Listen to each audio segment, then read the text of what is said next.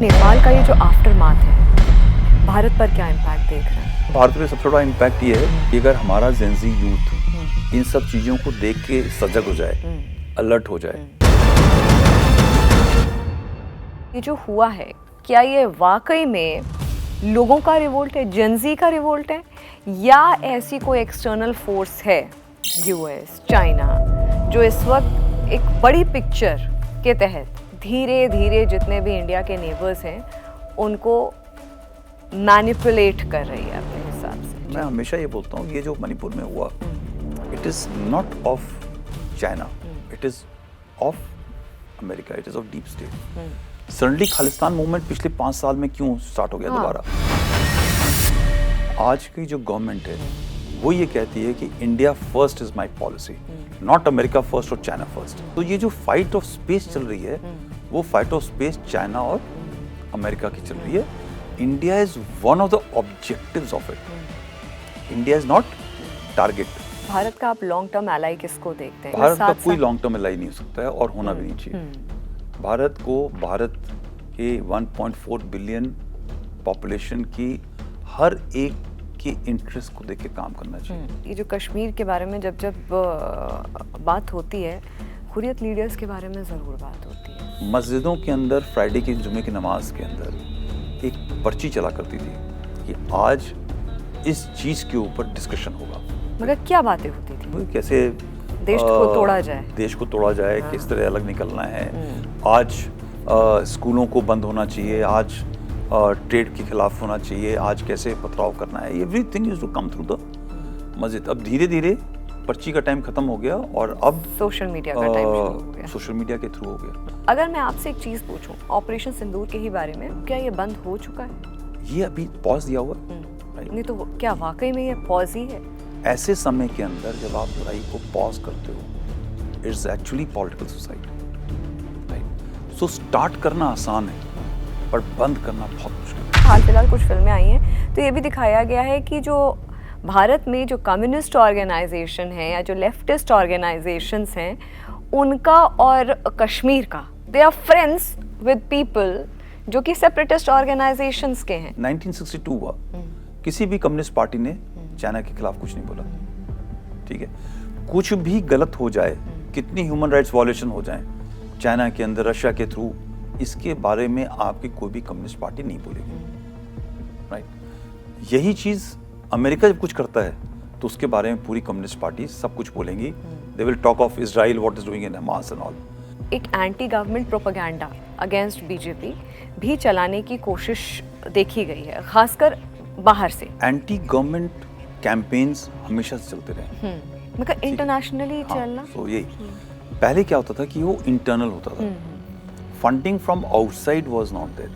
The thing what has changed very drastically is overt internationalization of influences.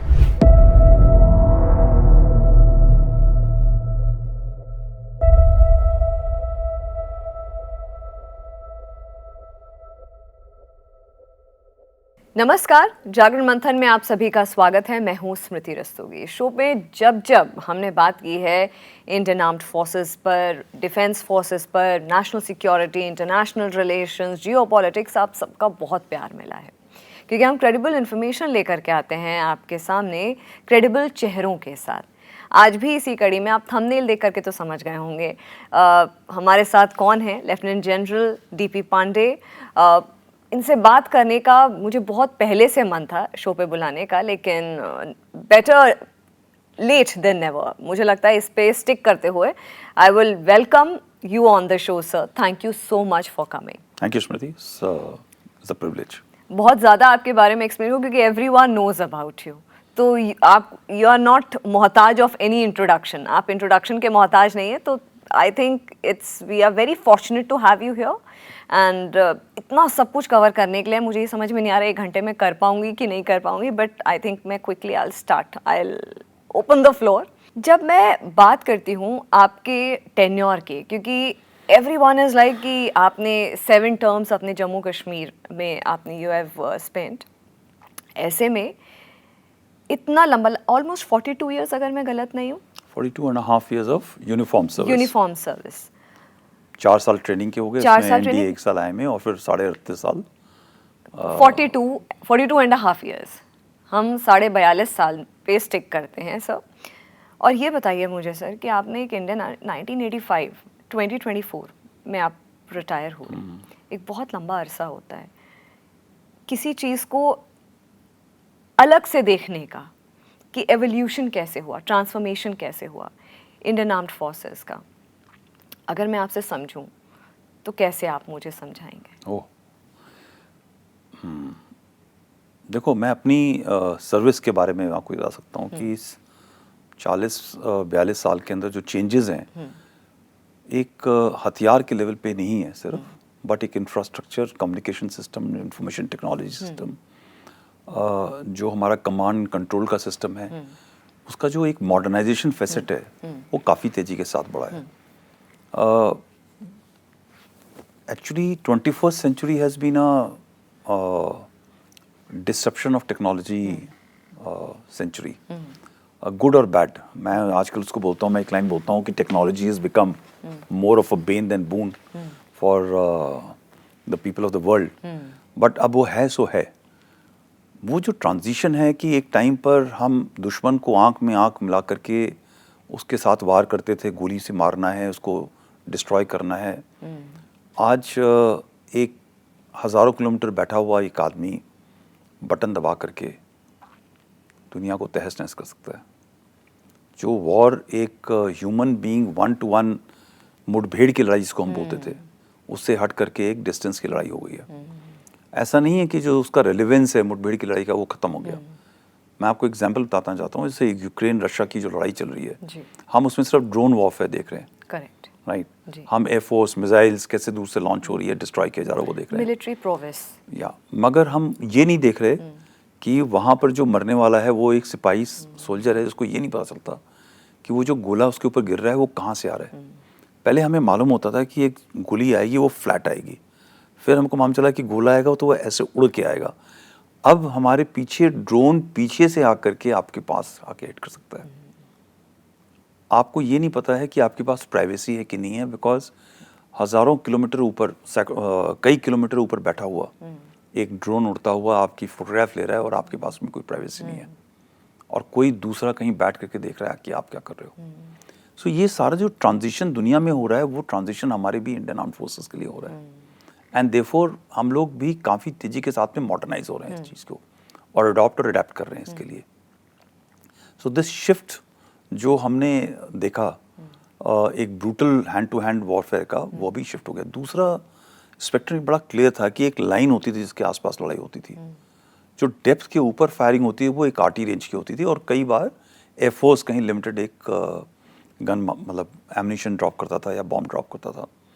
अब with beyond visual range firing, that means 100 kilometre 200 kilometre पीछे बैठे हुए IB के इधर या LC के उधर, जैसे भी आपने संदूर में देखा, air force can discharge weapon missiles जो कई सैकड़ों हज़ारों किलोमीटर दूर जा करके अटैक कर सकते हैं। सो कई चीज़ें ट्रांसफॉर्म हुई हैं, एक बिल्कुल ज़मीनी लड़ाई, गुत्थम गुत्थे की लड़ाई से हट करके आज एक टेक्नोलॉजिकल वॉरफेयर का सिस्टम हो गया है। हमारी खुद की ऑर्गेनाइजेशन आर्मी बहुत इम्प्रूव हुई है, आर्मी, एयरफोर्स, नेवी, इन सब मामलों के अंदर वेरी मॉडर्न। अप्रोच कैसे चेंज हुआ है? अप्रोच चेंज करने में बहुत मुश्किल होता है, क्योंकि हम लोगों की जो एक रिक्रूटमेंट का सिस्टम है वो अभी भी रूरल बेस्ड, जॉब सेंट्रिक है, ठीक है, नौकरी के लिए है। आने के बाद 9 महीने के अंदर एक जवान और 1 साल के अंदर, 1.5 साल के अंदर एक ऑफिसर के जहन में एक देश भावना की बहुत तगड़ी वो कहते हैं भावना तेज होती है, मगर प्रोफेशनलिज्म को चेंज करने के लिए, मॉडर्न कंसेप्ट्स को अडॉप्ट करने के लिए जो ट्रेनिंग चाहिए वो बहुत मुश्किल हो जाता है। तो एक जवान जो 10वीं का, आज के पहले जब मैं आया था तो अनपढ़ थे, ठीक है, फिर कुछ समय के बाद में मिनिमम 10th पास का हो गया, मगर आज जो 10th पास का जवान है उसको एक मॉडर्न वॉरफेयर के लिए अडॉप्ट और अडेप्ट करना थोड़ा मुश्किल होता है। तो सबसे पहला चेंज जो है एक ह्यूमन रिसोर्स चेंज होता है, ट्रांसफॉर्मेशन वाज अ चैलेंज। वो भी कई तरीके से अब चेंज हो गया है अभी लेटली। पहले हम लोग रिटन एग्जामिनेशन देते हैं, फिर उसके बाद फिजिकल के ऊपर जाते हैं। तो आप ये समझ के फिजिकल से शिफ्ट हो गया है अभी ऑन योर स्टडी कैपेसिटीज कि आप कैसे टेक इम्बाइब कर सकते हैं कितनी जल्दी technological advancement. So this shift is shift showing कि हमारा जो रिफॉर्म चल रहा है वो कैसे चल रहा है। फिर इसी तरह जो हमारे कोर्सेज हैं, they are even the army, navy और एयरफोर्स के अंदर तो तकरीबन हर एक आदमी बीटेक एमटेक के लेवल का होता है। Even in army a large section of officers are being taken for tech based and very large number of soldiers are also being encouraged to go on the technology side because बिना take को absorb किए हुए आप लड़ाई नहीं लड़ सकते। Kargil was a different period जो उस वक्त हुआ। ऑपरेशन सिंदूर एक नया डायनामिक्स, बहुत चीज़ें नई एक अनफोल्ड होती हैं जिसमें टेक्नोलॉजिकल वॉरफेयर तो आर्मी के पार्ट से एक नैरेटिव सेटिंग वॉरफेयर भी था।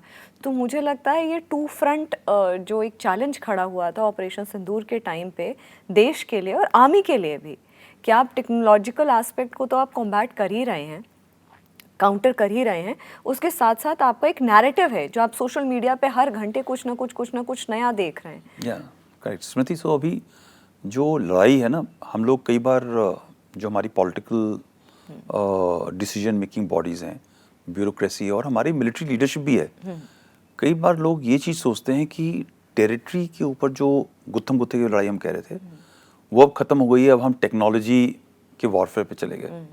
फिर कोई कहता है कि अब हम नॉन कॉग्निटिव वॉरफेयर मतलब साइबर के थ्रू लड़ेंगे, इंफॉर्मेशन के थ्रू लड़ेंगे, जो आप बात कह रहे हो। किताब में भी लिखा है अपनी, जो आपकी रिसेंटली किताब रिलीज हुई उसमें भी आपने उसमें भी मैंने ये लिखा है। मगर हमको ये नहीं, जो कॉम्प्लेक्सिटीज ऑफ वॉर फाइटिंग है वो इस लेयर के ऊपर ऐड होती हैं, वो अलग नहीं हो जाती।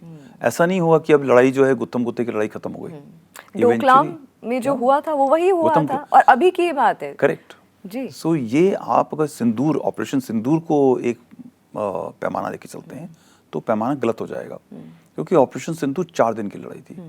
आप इजराइल हमास को देखिए, उसके अंदर बिल्कुल ज़मीन के अंदर जाकर के इजराइल आर्मी को लड़ाई करनी पड़ रही है और घरों के अंदर जाके लड़ना पड़ रहा है, जिसके अंदर उनके टैंक्स उड़ जा रहे हैं और पूरी उनके पास टेक्नोलॉजिकल सुपीरियॉरिटी है।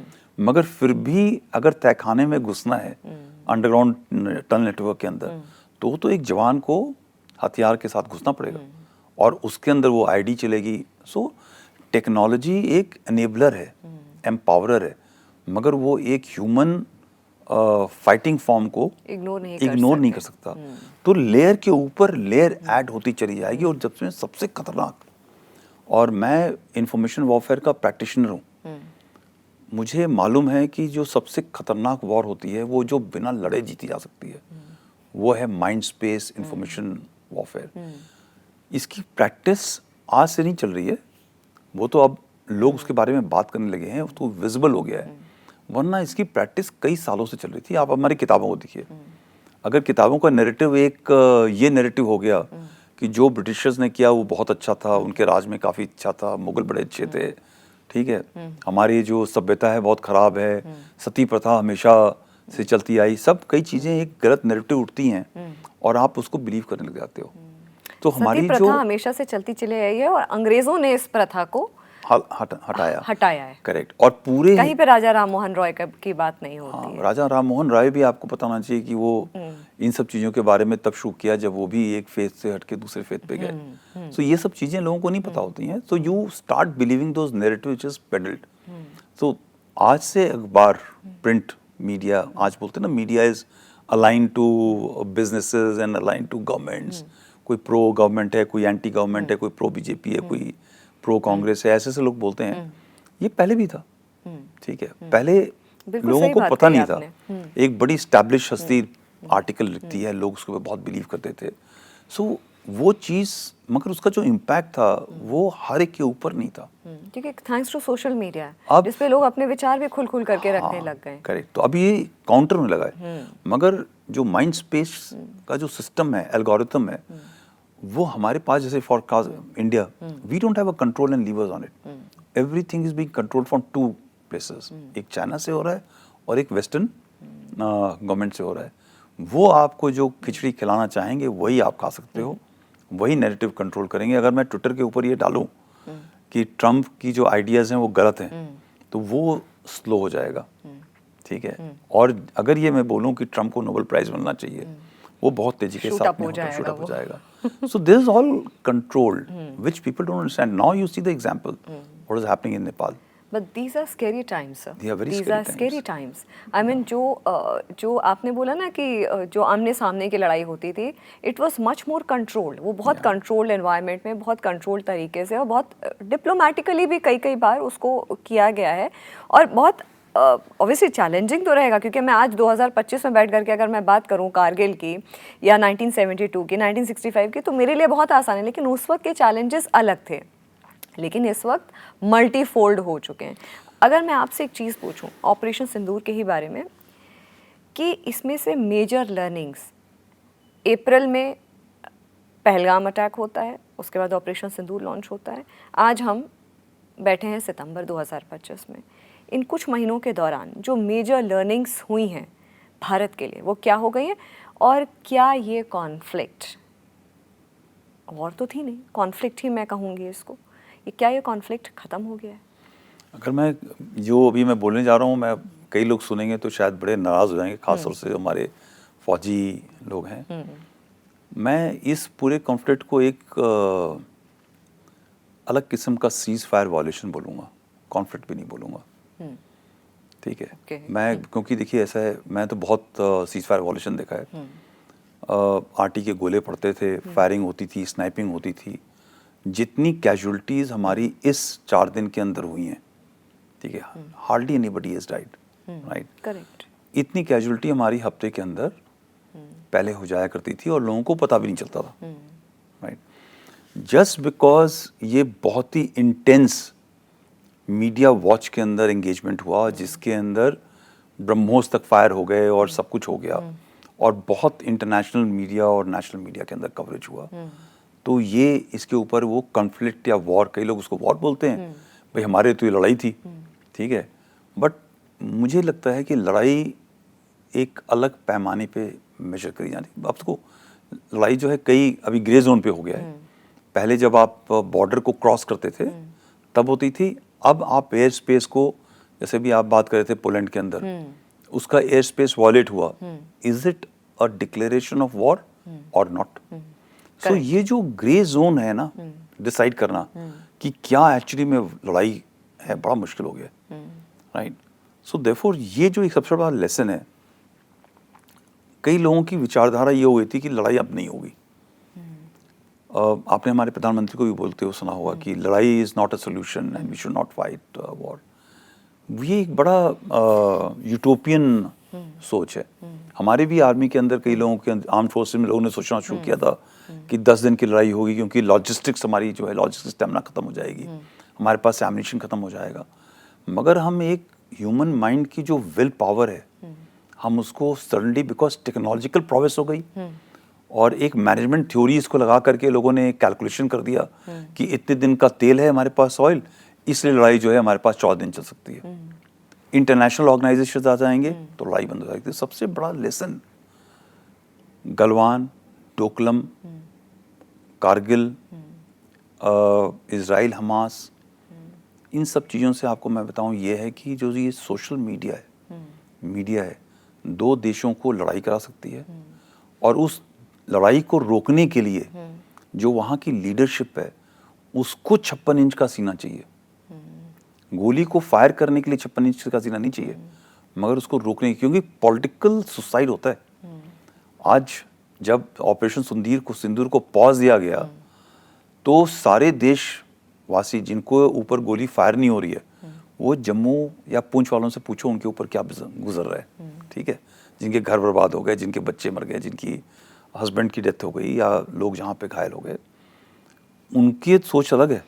मगर बाकी देश के अंदर सोच ये है कि जम्मू कश्मीर को, POJK को भी वापस ले लो, लेस अब पाकिस्तान पिट रहा है, पीटते चले जाओ। ऐसे समय के अंदर जब आप लड़ाई को पॉज करते हो, it's actually political suicide, right. So start करना आसान है, बट बंद करना बहुत मुश्किल है। तो क्या ये बंद हो चुका है? ये अभी पॉज दिया हुआ है, राइट। नहीं तो क्या वाकई में ये पॉज ही है? ये देखिए ये तो गवर्नमेंट के ऊपर है। क्योंकि अगर आज भी बैठ करके हम लोग ऑपरेशन सिंदूर की लर्निंग्स और बात कर रहे हैं, क्योंकि जैसे कि बहुत सारे एग्जांपल्स हैं, जैसे रशिया यूक्रेन चल रहा है, इजराइल हमास चल रहा है, ये कोई 2 महीने 15 दिन या साल, ये बहुत लंबे ये खिंचे हुए, जब ये दोनों स्टार्ट हुए थे तो लोगों की ये धारणा थी कि 1 हफ्ते में खत्म हो जाएगा, कल खत्म हो जाएगा, 15 दिन में खत्म हो जाएगा, 1 महीना 2 महीने, लेकिन ये स्ट्रेच हो चुका है। तो क्या ऐसे में जो एक काइंड ऑफ कोल्ड वॉर जो इस वक्त चल रही है, या जो रिएक्शन जो ऑपरेशन सिंदूर के बाद है इंडिया पाकिस्तान के बीच में, तो ये कॉन्फ्लिक्ट क्या खत्म हो गई है? परपेचुअली तो आपने कहा पॉज तो है ही है, लेकिन वाकई ये एक थ्रेटन बीइंग है, ठीक है, और ये थ्रेटन बीइंग है कि अगर आपने और कुछ गलत किया तो हम आपके पीछे फिर से पड़ेंगे। ये इंडिया का पाकिस्तान को ये मैसेज है, इट्स जस्ट अ थ्रेट, ठीक है, आप सावधान रहें, गलत ना करें। मगर हमको ये भी बताना चाहिए कि पाकिस्तान की जो नियति है वो नियति चेंज नहीं हो सकती है। वो ये चाहता है कि कुछ न कुछ होता रहे ताकि पूरी दुनिया की जो नज़र है वो इस जियोग्राफिकल सेंटर के ऊपर पड़े। जब वो पड़ता है तो फिर जो देखिए इंडिया का मिशन, भारत का क्या मिशन है, विकसित 2047, ठीक है। पाकिस्तान का क्या विजन है? पाकिस्तान का ये विजन है, उसका अपना विजन नहीं है, उसका विजन ये मैं कैसे तोड़ दूं। या ये कह सकते हैं, पता नहीं, मतलब विद माय लिमिटेड नॉलेज मैं यही कहूंगी कि उसका यही विजन है जो चाइना का विजन है।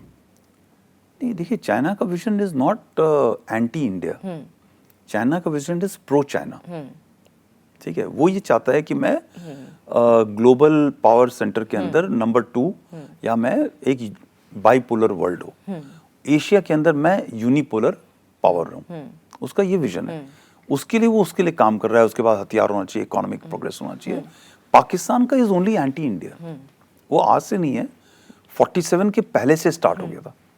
वो अनफॉर्चुनेट जो उनकी स्ट्रेटेजिक कम्युनिटी है इस थॉट प्रोसेस से हट नहीं पा रही, जबकि इंडिया शुड नेवर, मैं कहीं भी ज़्यादा जाता हूँ तो मैं पाकिस्तान के बारे में बात ही नहीं करना चाहता, बिकॉज जितनी आप उस चीज़ के बारे में बात करेंगे आप उतना सोचेंगे और आपकी जो प्रगति है रुक जाएगी, ठीक है। अब आप घर से बाहर निकले और हमेशा साइड के बाहर जो डॉग है वो भौंक रहा है, कुत्ता आपके ऊपर भौंक रहा है, काटने को आ रहा है, बार बार आप उस पर फोकस करेंगे तो आप अपने डेस्टिनेशन में नहीं चल पाएंगे। You have to manage it, you have to take care of it. So Pakistan is a management problem for us, it should never be the problem for us, ठीक है।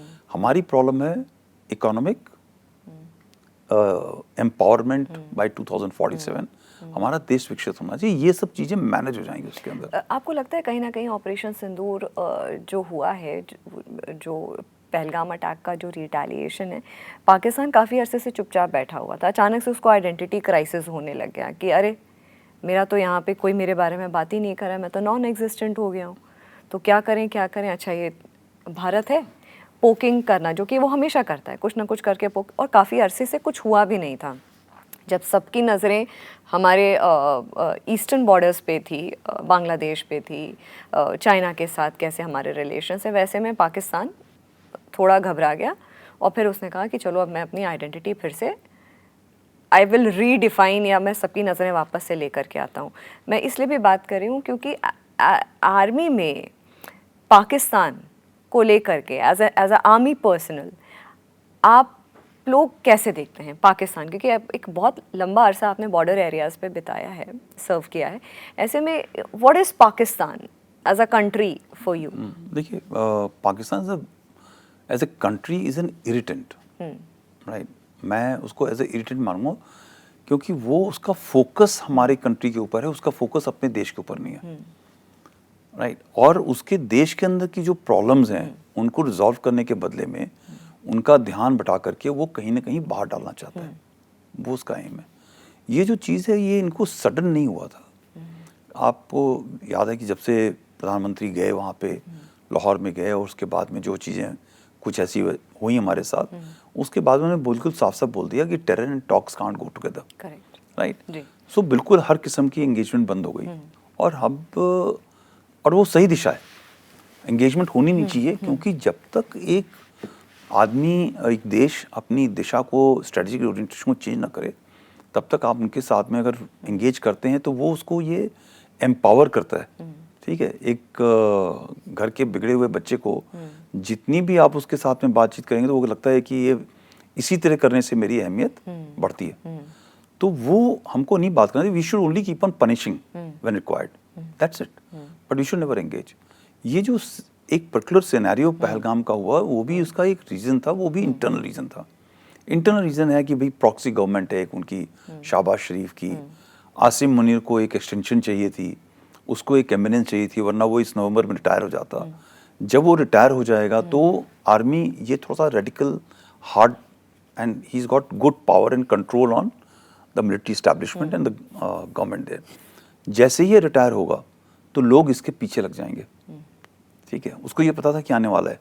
अब ये काम ये नवंबर में नहीं कर सकता था, उसको समय से पहले करना था, ताकि इमरान खान के सपोर्टर्स, जो इंटरनल चैलेंजेस उनके यहाँ चल रहे हैं, economy is totally down, their society is fractured, Balochistan के अंदर प्रॉब्लम चल रही है, गिलगित बल्तिस्तान में चल रही है, फाटा एरिया में चल रही है, you know it is into trouble. The best way to bind their country is to do something in India. India में भी हर जगह कर दोगे उसका फायदा नहीं है। लोग ये समझ लगे भाई कश्मीर हमारा मुद्दा है, कश्मीर के मुद्दे से हमारा कंट्री हट गया है, इसलिए कश्मीर के अंदर करना जरूरी था। अब कश्मीर स्टेबलाइज हो रहा है, वापस से वहाँ पे टूरिस्ट इनफ्लो शुरू हो रहा है। एक झटके के अंदर उन्होंने कई मैसेजेस दे दिए, इंटरनेशनल ऑर्गेनाइजेशंस को बता दिया, वर्ल्ड को बता दिया कि ऑल इज नॉट वेल। ठीक है, कश्मीरियों को बता दिया कि तुम लोग बड़े खुश होने लगे हो, better not be, this is the strike, तुम्हारी इकोनॉमी एम्पावरमेंट को हम उसको नुकसान पड़े। Why did they select Pahalgam? Pahalgam had so many messaging. Amarnath Yatra शुरू होने वाली है on that route, economic powerment के लिए Pahalgam is the most scenic place, most possible place where you could carry out the strike.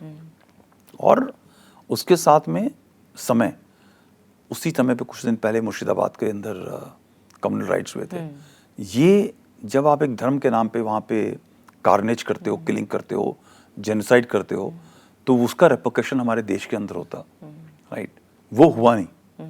ठीक है, तो कई चीज़ें एक झटके के अंदर, और साथ ही साथ में इंटरनल दे वर एक्सपेक्टिंग, उनको मालूम है कि बालाकोट किया गया पुलवामा के बाद, उरी के बाद में सर्जिकल स्ट्राइक हुआ, और उसमें बोला उसने कि मोदी को बता दो।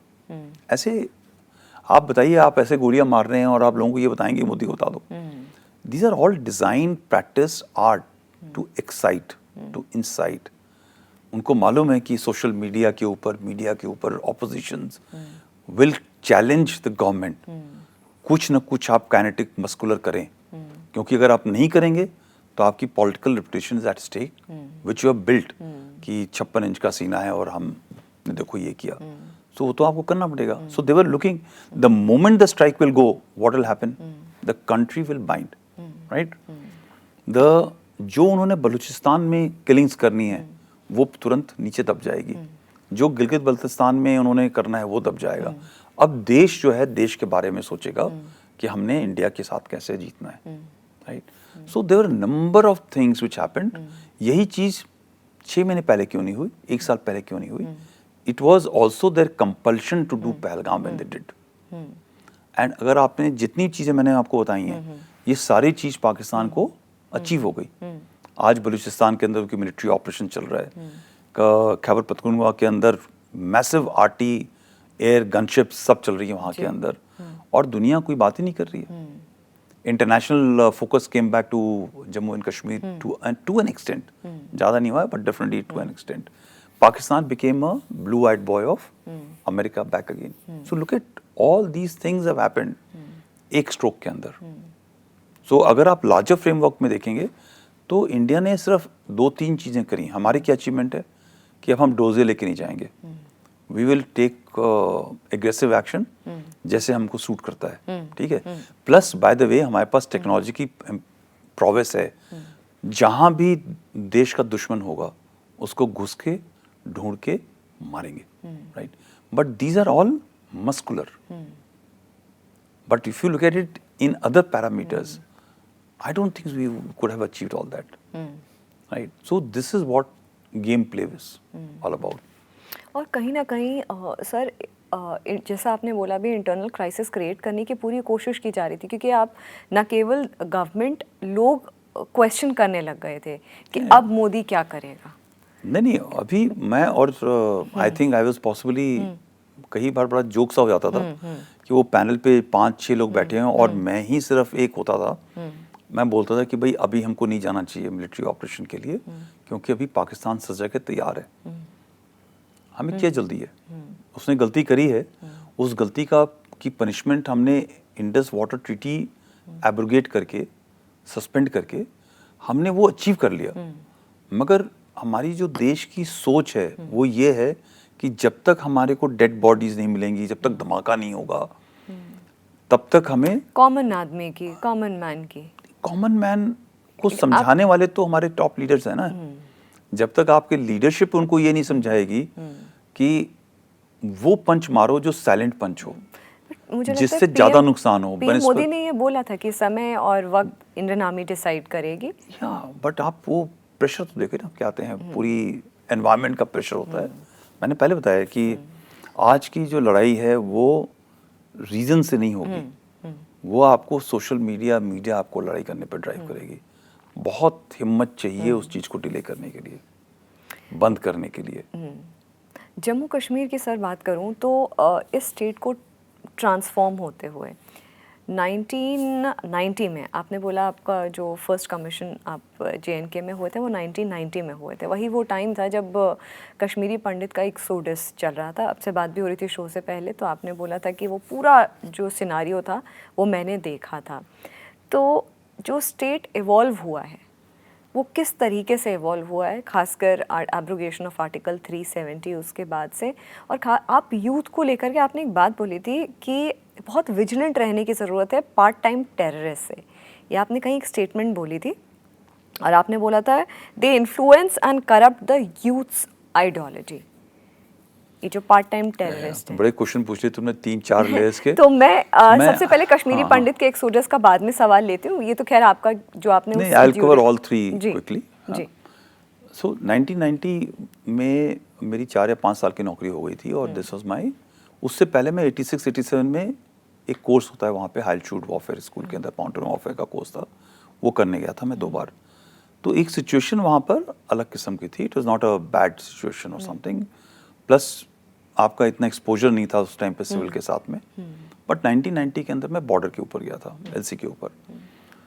और उस टाइम का मैं आपको ये सिनेरियो बता दूं कि एक फ्लक्स था, ऐसे ऑर्डर्स नहीं थे कि आप लोग सिविलियन पार जा रहे हैं या वापस आ रहे हैं, आपने उनको कैसे रोकना है।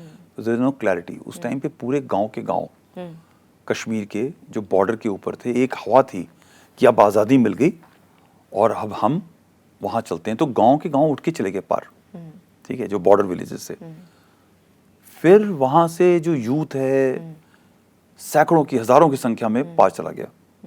और उसी के साथ साथ में जो वहाँ पे सिस्टम था कि आइदर कन्वर्ट और लीव, लड़कियाँ, बच्चे, सामान।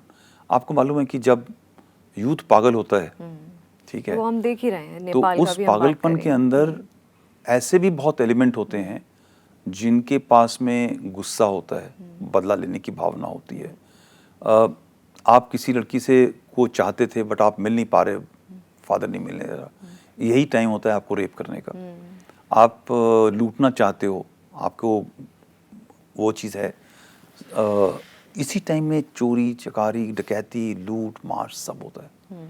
और ये हमारा यूथ समझता नहीं है कि जब ये एक्साइटमेंट इंसाइटमेंट होती है, उसका एंड रिजल्ट हो चाहे नहीं हो, बहुत जाने, बहुत जिंदगियां तबाह हो जाती हैं। बिल्डिंगें तो चलो ठीक है, वो दोबारा रिपेयर हो सकती हैं, बट तबाह हो जाती हैं। और ये जो तबाही है वो हमने देखी, क्योंकि गांव के अंदर अगर 4 मोहल्ले हैं तो एक मोहल्ला जिसमें पंडित रहते थे वो बिल्कुल बियाबान है, सुनसान है, मंदिर आधे जले हुए हैं, घर आधे जले हुए हैं, लोगों के कपड़े वहाँ पे वैसे की वैसे पड़े हुए, टंगे हुए, लोग अपने घरों को छोड़ के भाग गए, ठीक है। जहाँ पे भी कुछ लोग पंडित रह भी रहे थे, जो कश्मीरी हिंदू रह रहे थे, वो आप उनकी नज़र में भय देखते थे।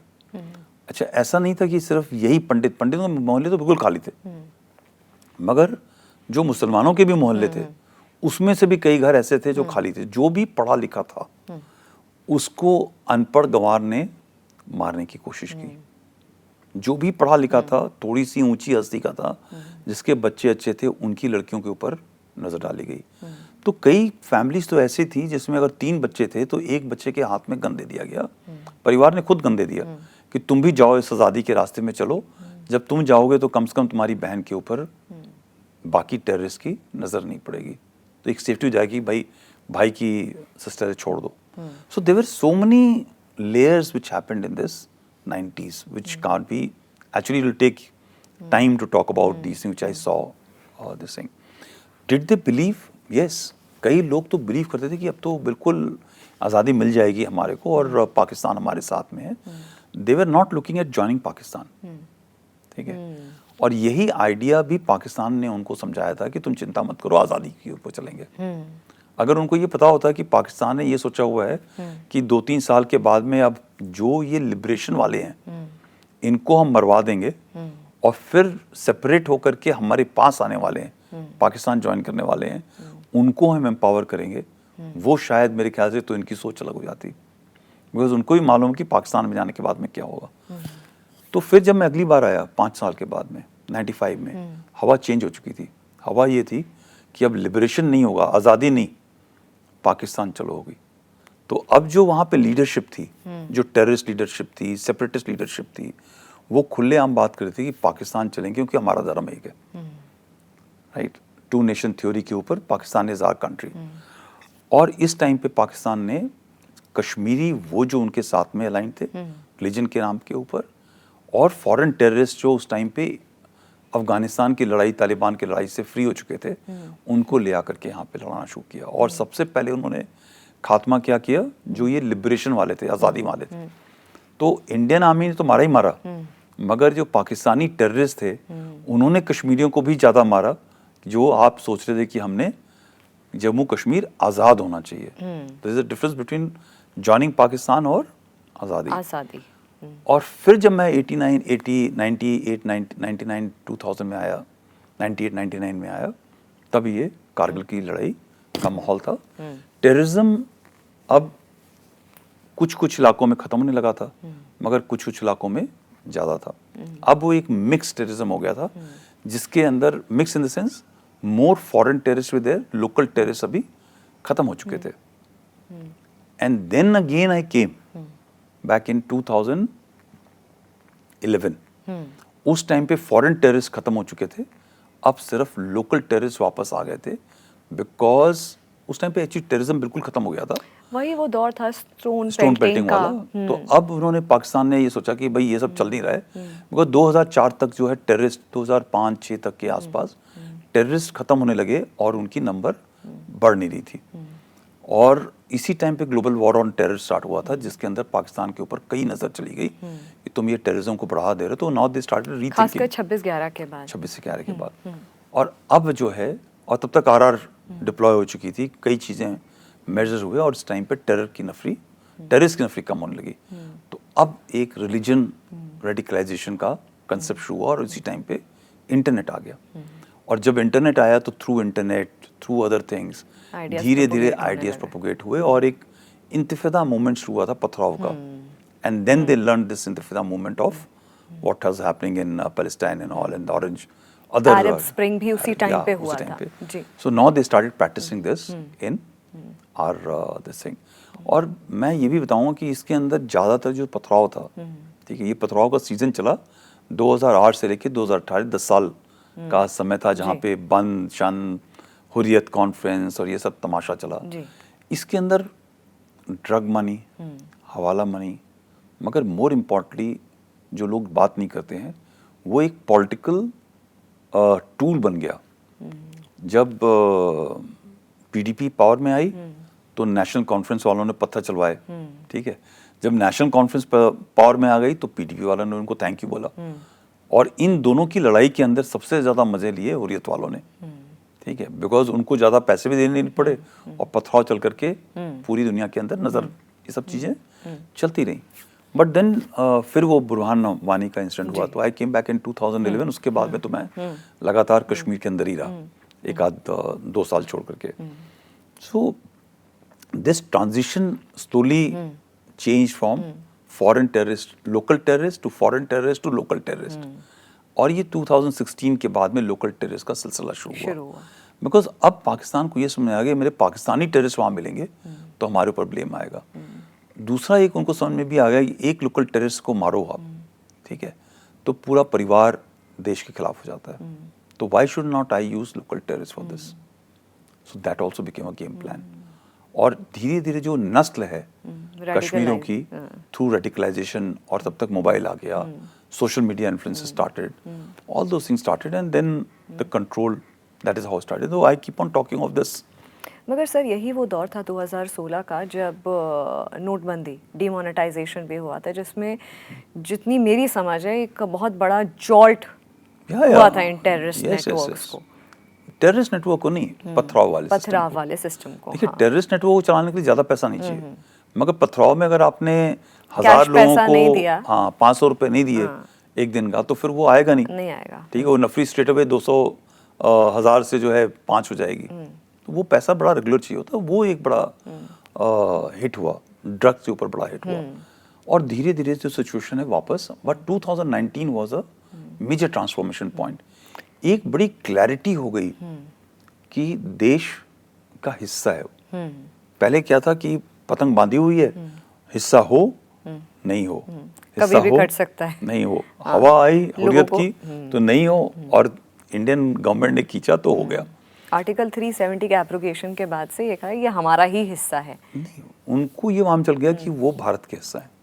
हमें तो मालूम था हमेशा कि हमारा हिस्सा है, ठीक है। उनको पता चल गया, उनको मैसेज बहुत क्लियर एंड लाउड हो गया, सबको मालूम चल गया कि हम सब एक भारत देश है, उसके हिस्से हैं, और 2 झंडे नहीं होंगे, 2 कॉन्स्टिट्यूशन नहीं होगा, 2 लॉज नहीं होंगे, सारी सब चीजें एक भारतीय कॉन्स्टिट्यूशन के हिसाब से चलेंगी, और जो सही है तरीका। और ये रियलाइजेशन हो गया, और उसमें साथ साथ में इकोनॉमिक प्रॉस्पेरिटी हुई। अगर आप ये देखें, ये जो 2 दौर है, एक साल जो कोविड का दौर था, उसके अलावा अगर आप ग्राफ देखेंगे तो बहुत उन्नति हुई। बिल्कुल, इंफ्रास्ट्रक्चर, पीस, स्कूल, कॉलेजेस। जब मैं 2022 में वापस छोड़ करके लास्ट टाइम आया कश्मीर को, तो 90 से लेकर के 20-22 का आपको मैंने एक ग्राफ पूरा बता दिया, and things were much much more better today. मगर आप ये बोलेंगे कि अब सब ठीक है, तो मैं एक लाइन हमेशा कोट करता हूँ, मैं दोबारा से कोट करूंगा, शांति है बट शांत नहीं है। शांत क्यों नहीं है? क्योंकि जो रेडिकलाइजेशन ऑफ माइंड है, एक 3-4 साल 5 साल में नहीं जाता है। स्पेशली तो एल्डर जनरेशन है जिनके अंदर, दिमाग के अंदर वही कंडीशनिंग है। तो वो जो 60 साल 70 साल का आदमी है, जिसने 40 साल यही सोचा अलग चीज, वो आज कैसे बोल रहे कि मैं गलत हूँ? भाई, आपके फादर या हमारी उम्र के जो बुजुर्ग हैं, वो ये थोड़ी बोल सकते हैं कि हम गलत रास्ते पे हैं। आप मुझे पूरी साइंटिफिक वो सब लेके आ जाइए, but I will always continue to believe that what I thought was right. और जो ये इज्म होता है ना, किसी भी किस्म, communism, capitalism, terrorism, radicalization, whatever, जो इज्म होता है वो एक वायरस होता है। वो आप हटा दीजिए वहां से, आपको लगता है कि वो हट गया, बंद हो गया, बट वो जाता है, वो वेट करता है एक अपॉर्चुनिटी की ऑफ वीकनेस, और वो दोबारा म्यूटेट करके वापस आता है। It will take some time, जब तक एक एजुकेशन, जब तक पाकिस्तान का इंटरवेंशन, जब तक एक ये जो रेडिकल रिलीजियस रेडिकलाइजेशन है, ये सब चीजें खत्म नहीं होंगी, तब तक वो कीड़ा चलता रहेगा, ठीक है। तो ये हमेशा बड़ा सजग होना है। तो शांति है, पैरामीटर शांति के पूरे हैं, पथराव नहीं हो रहा, टूरिज्म बहुत अच्छा चल रहा है, इकोनॉमी बहुत अच्छी चल रही है, लोग बड़े खुश हैं, दिन भर स्कूल कॉलेज, जितना बढ़िया हमारे जम्मू कश्मीर के अंदर है उतना पूरे पाकिस्तान में नहीं है। रावलपिंडी में ऐसा माहौल नहीं है जो हमारे जम्मू कश्मीर में, राइट। आप उनके किसी भी स्टेट में, बलूचिस्तान चले जाओ, केपी के चले जाओ, गिलगित बल्तिस्तान चले जाओ, इवन सिंध चले जाओ, वहाँ पे ऐसा माहौल नहीं है जितना हमारे इस जम्मू कश्मीर के अंदर। प्रॉस्पेरिटी या डेली एक्टिविटी, एक आदमी क्या चाहिए, फ्लरिश, सब कुछ है, मगर शांत नहीं है दिमाग। Social media, this is happening still, online radicalization is happening. जब तक वो खत्म नहीं होगा, तब तक आपको, देश को, हम सबको, खासतौर से जम्मू कश्मीर को सजग रहना है। They have lost more lives than anywhere else. They have to see what they want actually. Last point आपने बोला, जो ये जो टेररिस्ट होते हैं उनका नाम मैं देता था white collar terrorist. White collar terrorist क्या है? वही लोग हैं जो बैठे हुए आज नेपाल में करा रहे हैं या बांग्लादेश में करा दिया, ठीक है। कहने को तो कश्मीरी है वो, मगर उसको फंडिंग कहीं से आ रही है। वो प्रॉस्परस आदमी है। वाइट कॉलर टेररिस्ट की जब आप बात कर रहे हैं तो आप इन्हीं ये सेपरेटिस्ट की, हुर्रियत लीडर्स की बात कर रहे हैं? मैं क्या इंटरनेशनल? मैं सबकी वो आदमी है जिसके हाथ में, हम टेररिस्ट समझते हैं ना, गन का वाला बंदा टेररिस्ट होता है। उस गन वाले टेररिस्ट को मारना बहुत आसान है। ये सामने आया, गोली मारी, खत्म हो गया। मगर किसने इसको बनाया? It is not separatist. It can be anybody from either of the political parties. He can be from people who are from any of the political parties which are there in Jammu and Kashmir. एक बड़ा तगड़ा businessman है, वो ये believe करता है कि यार हमारा धर्म यूनिक है, कश्मीरी बिल्कुल यूनिक है, हमें तो अलग होना चाहिए। जब यूनिक होगा तो मैं शायद यहाँ का प्राइम मिनिस्टर या होम मिनिस्टर बन जाऊंगा, मेरे पास ज्यादा पावर होगी। उसको वो लालच है। किसी को धर्म का लालच है, किसी को कुछ, हर एक आदमी को कुछ लालच है। तो वो एक लालच से वो तो नहीं आ रहा हथियार लेकर के, मगर वो एक सभ्य आदमी है, आपके मोहल्ले में रहता है और मोहल्ले के जो गरीब बच्चे हैं, जो टारगेट है, उनको मोटिवेट करता है कि तुम हथियार उठा लो। उसका बच्चा कहाँ पर है? चंडीगढ़ में पढ़ रहा है, दिल्ली में पढ़ रहा है, बैंगलोर में पढ़ रहा है, वॉशिंगटन में पढ़ रहा है, पूरी दुनिया में पढ़ रहा है। अब जब वो वापस आता है कभी, तो सोशल मीडिया में आकर के वो सडनली कपड़े चेंज हो जाते हैं उसके। आप फोटोग्राफ देखिए, कई लड़कियां ऐसी हैं जो जब जर्मनी में है, लंदन में है, तो उन्होंने शॉर्ट्स पहनी हुई हैं, मिनी स्कर्ट्स पहनी हैं, वाइन पी रहे हैं, शराब पी रहे हैं और रील्स डाल रही हैं वो। मगर जब वो कश्मीर के बारे में, धर्म के ऊपर बात करने लगेंगे, यूनिकनेस के बारे में बात करेंगे, तो कपड़े दूसरे पहन लेते हैं। मगर अनफॉर्चुनेटली लोग उसको देखते हैं और बाकी नहीं देखते। These are the people who are instigating the youth to continue to pick up the weapon, are much worse form of terrorist. सफेद हैं, आपके साथ चल रहे हैं, दोस्ती के साथ बातें कर रहे हैं, बट आपको किस तरह धीरे धीरे हथियार उठाने के रास्ते पे लेके जा रहे हैं, वो अलग हो जाता है। They are the manufacturers of terrorist. आप ये जो पूरा, ये जो कश्मीर के बारे में जब बात होती है, हुर्रियत लीडर्स के बारे में ज़रूर बात होती है।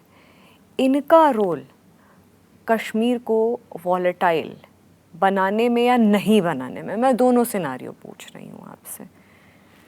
बहुत, देखिए, हुर्रियत तो एक समय पर, देखिए जो कॉन्फ्लिक्ट है कश्मीर के अंदर, जो एक ड्युअलिटी है कि हम क्या हैं, क्या हम कश्मीरी बिल्कुल अलग हैं, क्या हम पाकिस्तान के साथ में, ड्युअलिटी भी नहीं है, क्या हमको हिंदुस्तान या भारत के साथ होना चाहिए।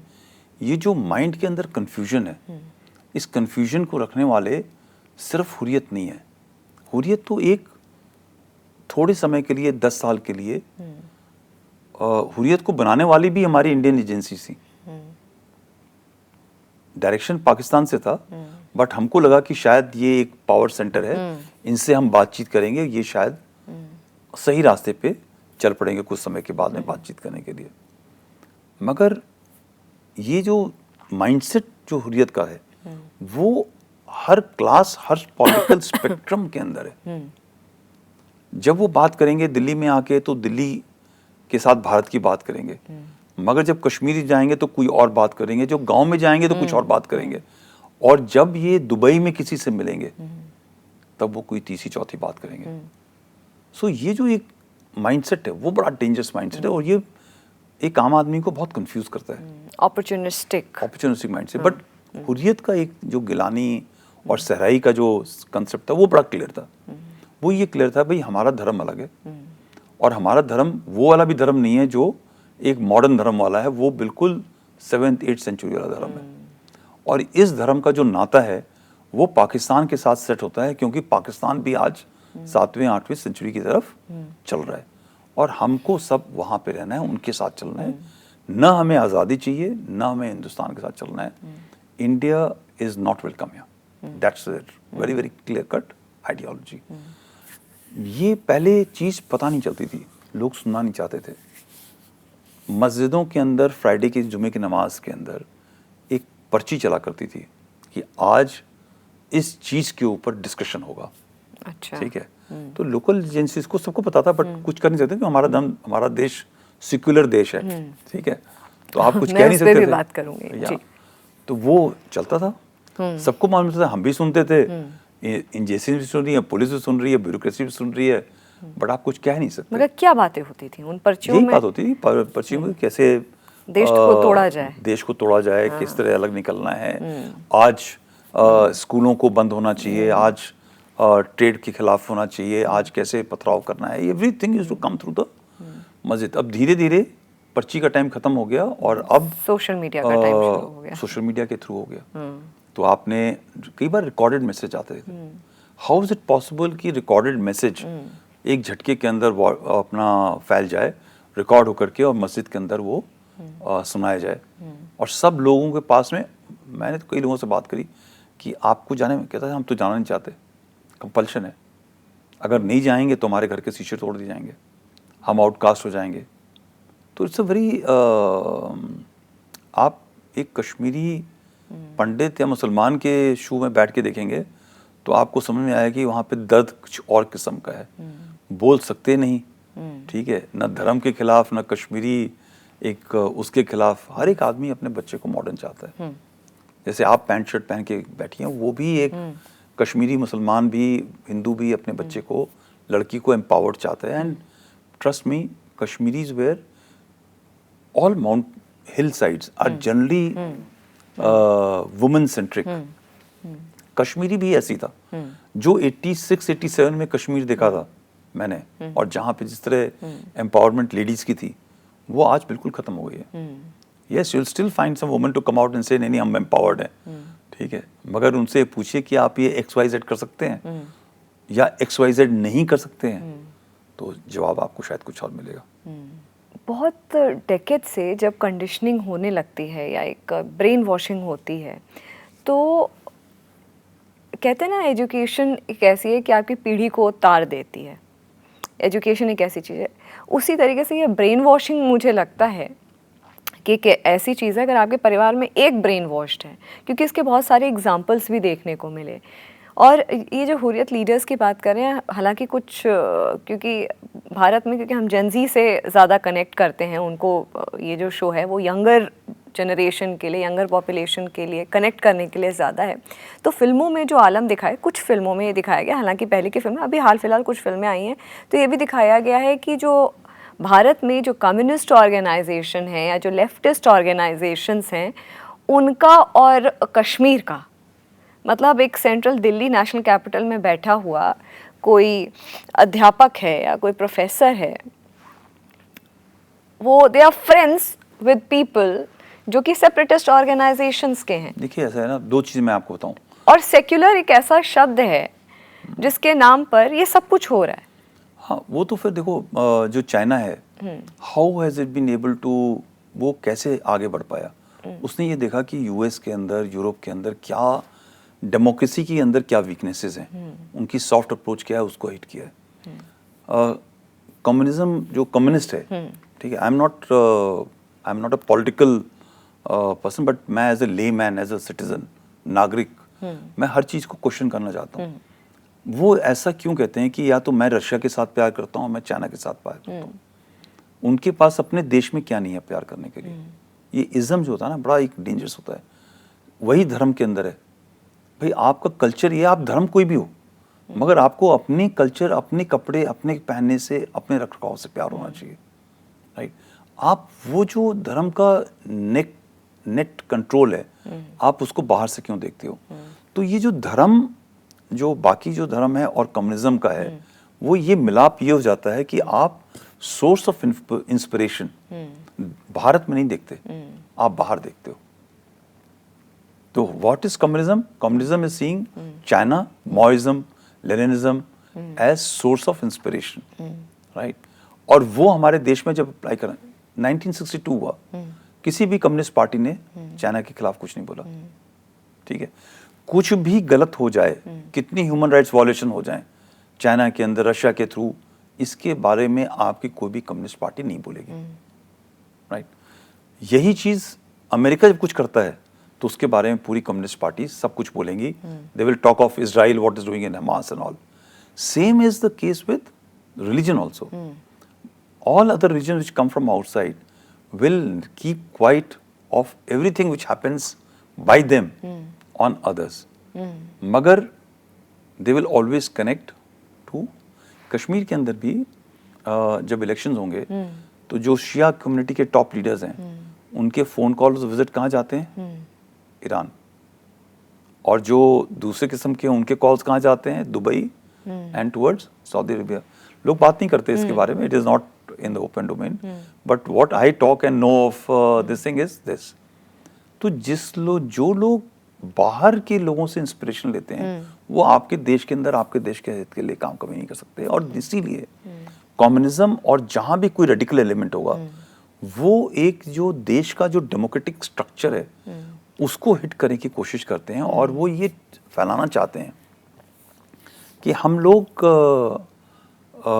We are all same, we are equal, right. But आपको पता ही है कि इक्वल के अंदर फिर इक्वल रिस्पॉन्सिबिलिटी किसी की नहीं होती है. कोई भी China for example, China communism की बात करता है मगर प्रैक्टिस क्या करता है? Capitalism. So why is it not the two states जो कम्युनिस्ट स्टेट्स हैं not practising capitalism?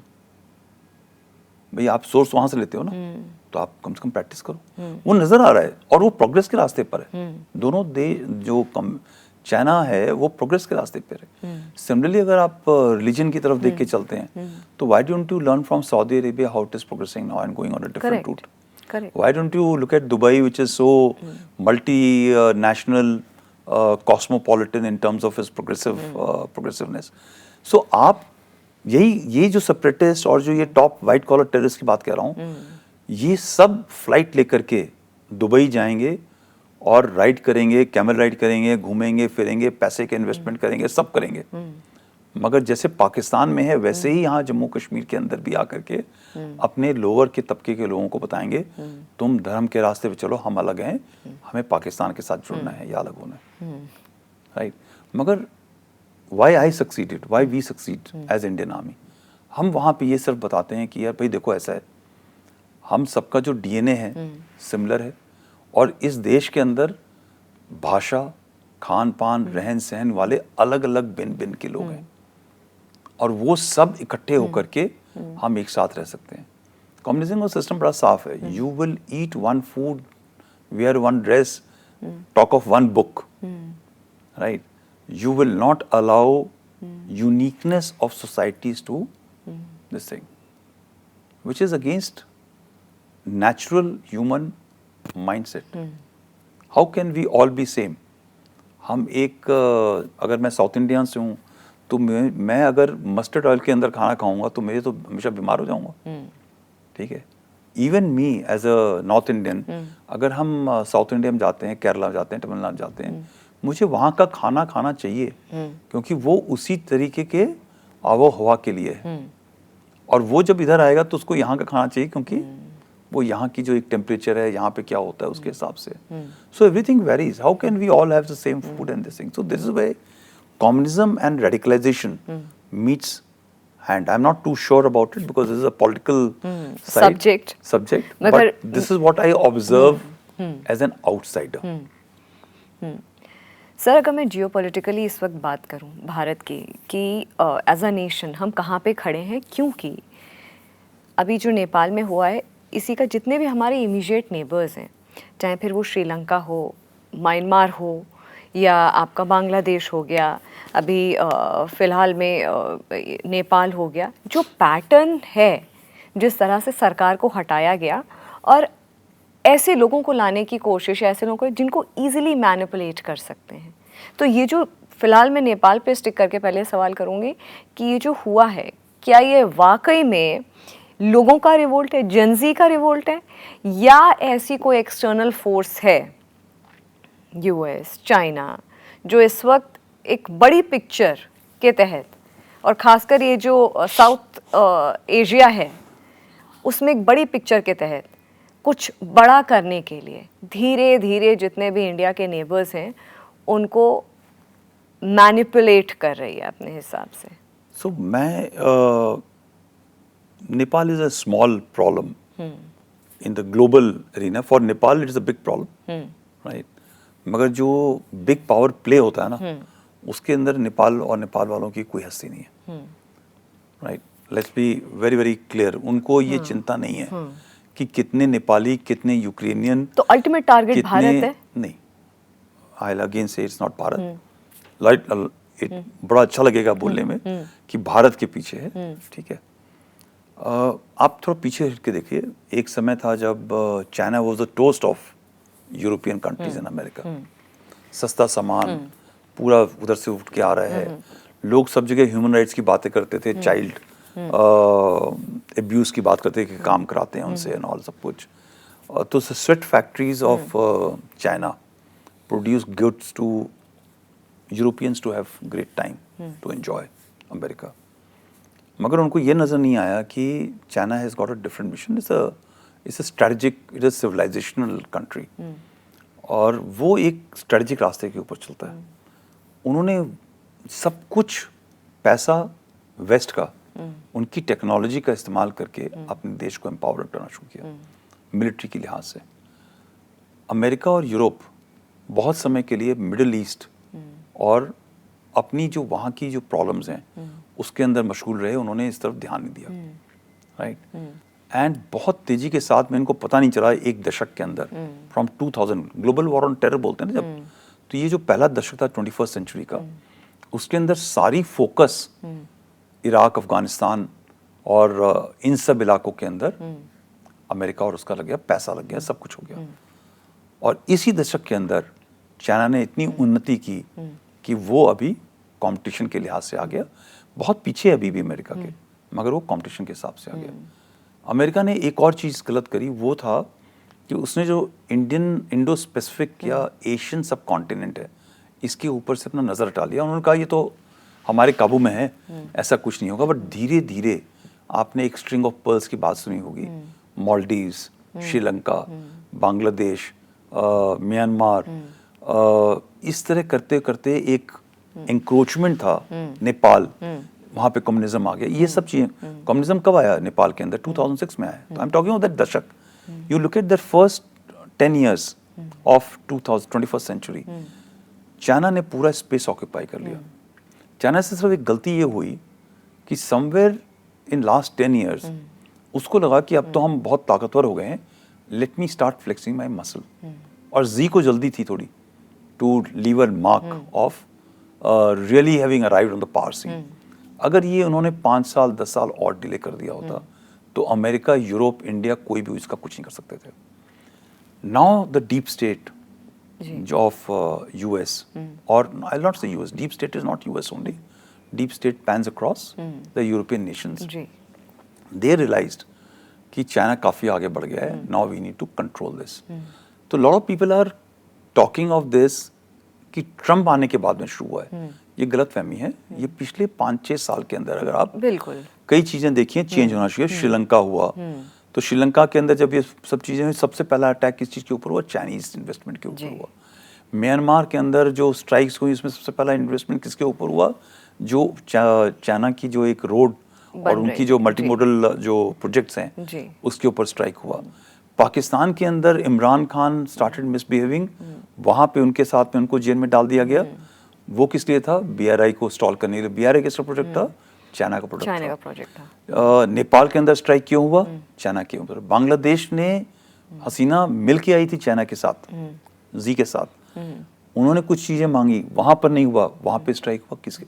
So as an Indian हमको लगता है वो इंडिया के खिलाफ है, मगर for deep state India is one of the similar countries जो नेपाल है, श्रीलंका है, it is one of the countries which have to be leveraged against China, right?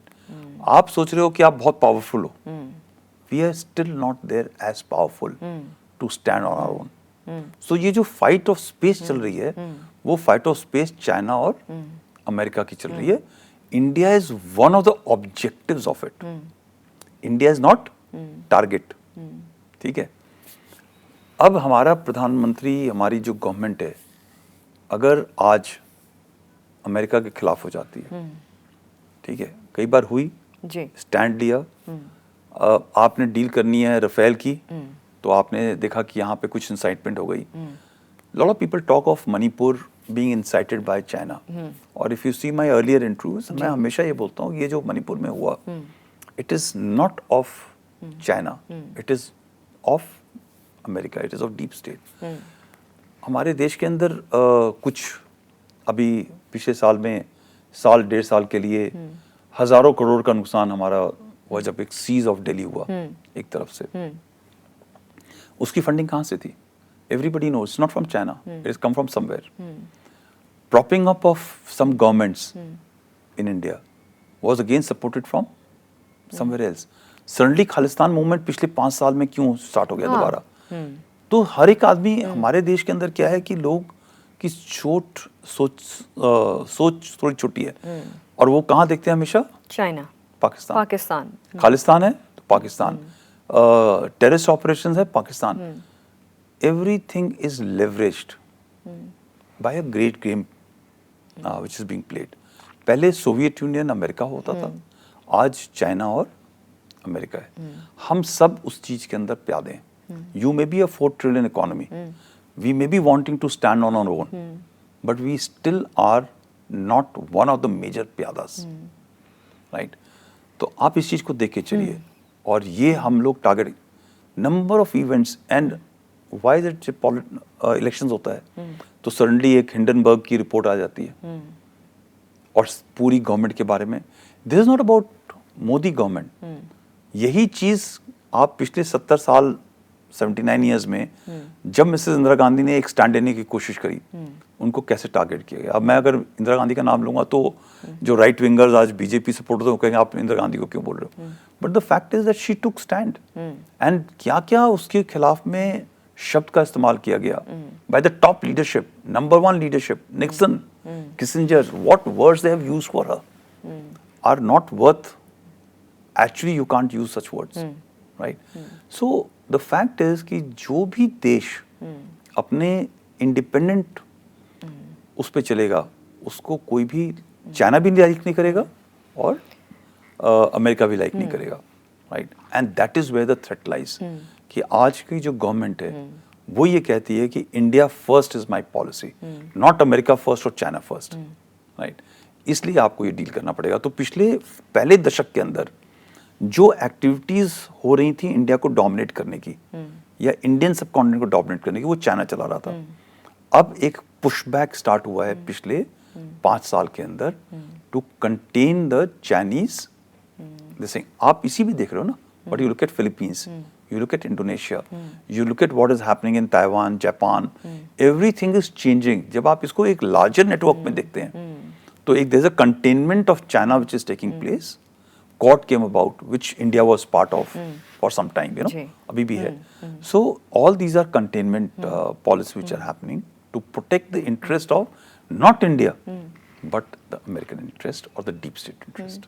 आपने भारत की बात कर रहे हैं आप, तो भारत में जैसा कि आपने बोला कि बात मोदी गवर्नमेंट की नहीं है, बात भारत एज अ कंट्री की है। ऐसे में जैसे कि जो हमको यहाँ वेस्ट बंगाल में भी अभी देखने को मिल रहा है, जिस तरह से ये अपहीवल है और एक नैरेटिव, एक anti government propaganda against BJP भी चलाने की कोशिश देखी गई है, खासकर बाहर से। बाहर के देशों में ये चीज़ है कि कोई मोदी को रशिया का आदमी बोलता है, एक एंटी बीजेपी एक इमोशन भी सिमर कर रहा है, इंटरनेशनली बात हो रही है। मैं एक पोस्ट की बात करूंगी जो कि एक ऑस्ट्रेलियन इकोनॉमिस्ट हैं गंथर, उन्होंने अभी हाल फिलहाल 4-5 दिन पहले पोस्ट किया था। ऑस्ट्रियन, नॉट ऑस्ट्रेलियन, ऑस्ट्रियन है, ऑस्ट्रियन इकोनॉमिस्ट हैं, गंथर उनका नाम है। वो लिखते हैं, पहले एक मैप पोस्ट करते हैं भारत का, जिसमें भारत का विभाजन दिखाते हैं कि भारत के टुकड़े होने चाहिए, और जो मैसिव चंक है जो यूपी और मध्य प्रदेश का बड़ा सा इलाका है वो उन्होंने खालिस्तान लिखा हुआ है, जिसको लेकर के पॉलिटिकल सर्कल्स में खंडन भी हुआ था, लेकिन उसको पूरा डिवाइड करता हुआ दिखाया कि ये इसको चला जाना, इसको चला जाना चाहिए। और उन्होंने लिखा है कि I call to dismantle India into ex India, मतलब इंडिया के भारत के विभाजन हो जाना चाहिए, भारत के टुकड़े हो जाने चाहिए। और Narendra Modi is a Russian man, Narendra Modi एक रशियन आदमी है and we need a friend of freedom for Khalistan, ये उनके शब्द आते हैं। ऐसे ही इन्होंने 2023 में एक पोस्ट किया था जिसमें लिखा था सपोर्ट फॉर राहुल गांधी। जो आप डीप स्टेट की बात कर रहे हैं, मैं उसी बात को आगे बढ़ाते हुए ये कह रही हूँ कि इस तरीके के पोस्ट लगातार आ रहे हैं।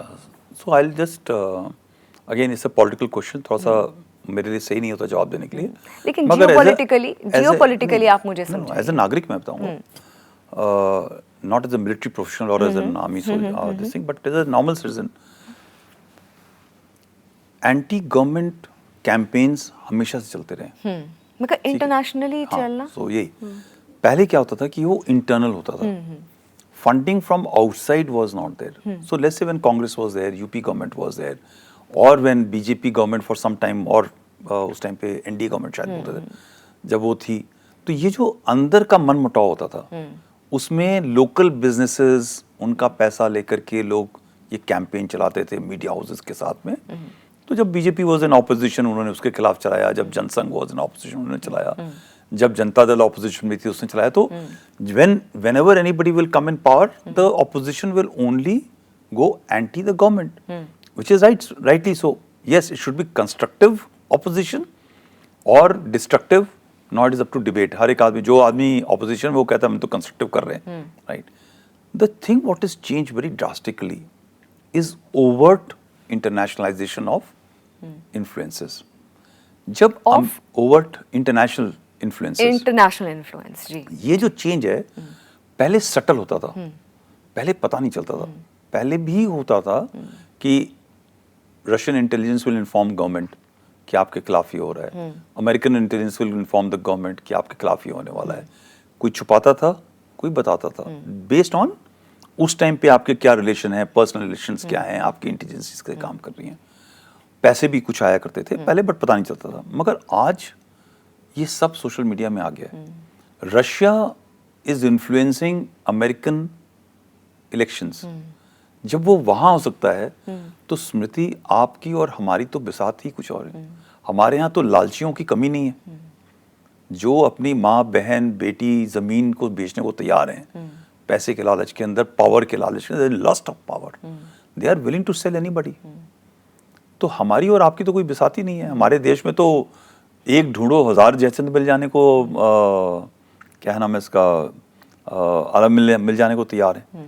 सो why should we be not concern? So एक ये जो चीज़ शुरू हुई है इन्फ्लुएंस करना, बट सोशल मीडिया का एक बड़ा एडवांटेज ये भी है कि ये सब चीज़ें फिर खुल के सामने आती हैं, right? That is one part.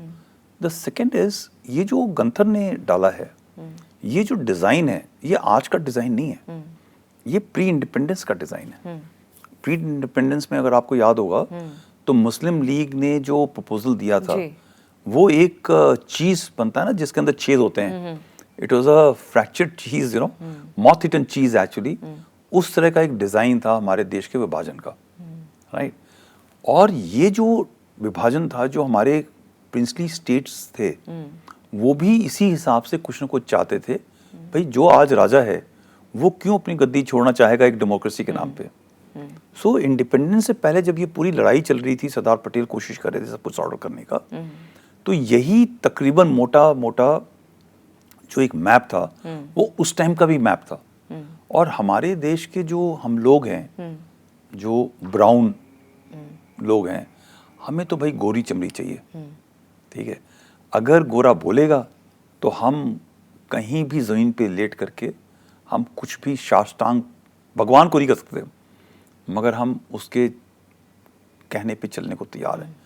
आज भी हमारे पास, हमारे यहाँ पे काफ़ी लोग ऐसे हैं जो बोलने, विदेशियों के बोलने पे, जो गुंथर ने बोला है उसको ये काम को अंजाम देने को तैयार हो जाएंगे।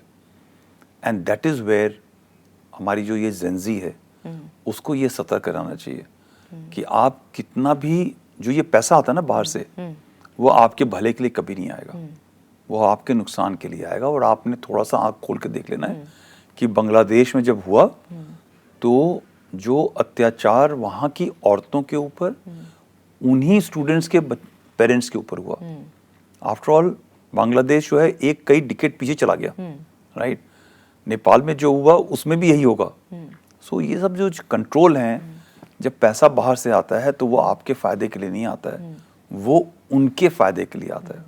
भाई मैं आपको 1 लाख रुपए दूंगा तो मल्टीप्लाई करने के लिए दूंगा ना, आपसे काम करने के लिए, मैं आपके फायदे के लिए तो दूंगा नहीं। So it's a business model and the world of China, Russia, America, Europe works on a business model. For them lives, countries don't matter. मगर ये जो आफ्टर माथ की आप बात कर रहे हैं, खासकर ये जो नेपाल में, क्योंकि ये तो अभी बहुत ही बर्निंग इशू अभी चल रहा है और पैटर्न भी वही है, क्योंकि पिछले साल बांग्लादेश हुआ था, इस बार नेपाल हुआ है। तो जो नेपाल का ये जो आफ्टर माथ है, क्योंकि उनकी पार्लियामेंट जला दी गई, उनके वाइस प्रेसिडेंट को सड़क पे मारा गया, रेप हुए, लोगों को जलाया जा रहा है, वीडियोस बहुत ज़्यादा सर्कुलेट हो रहे हैं, ये कहाँ जाते हुए देख रहे हैं नेपाल को?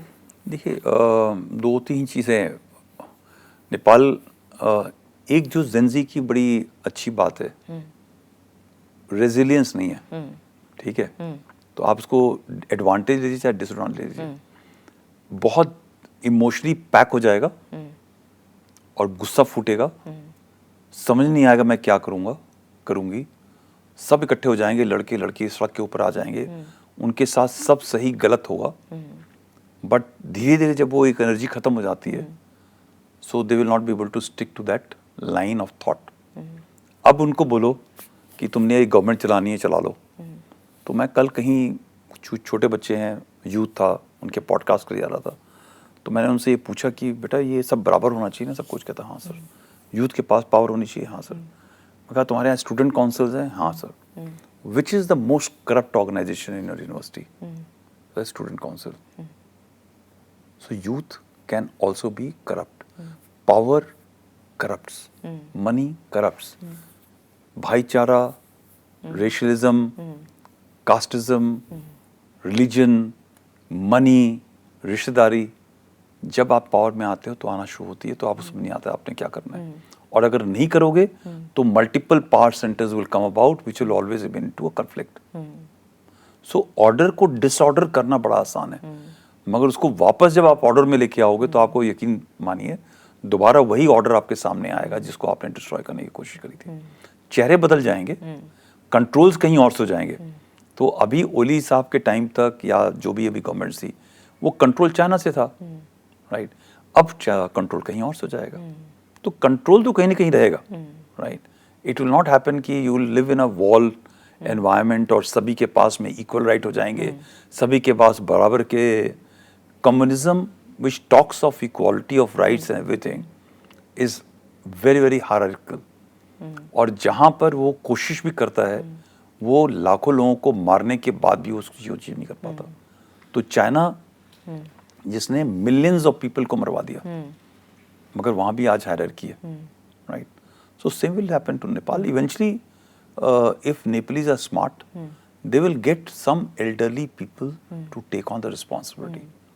जैसे एक जस्टिस कार्की हैं, I was just watching her interview yesterday on news 18 के ऊपर। ये चल रहा है, वो आई डोंट नो कौन है वो, बट मुझे इतना मालूम है उनकी बातचीत से एक सिंसियरिटी, एक मैच्योरिटी, एक not hunger for power but doing something for Nepal is there.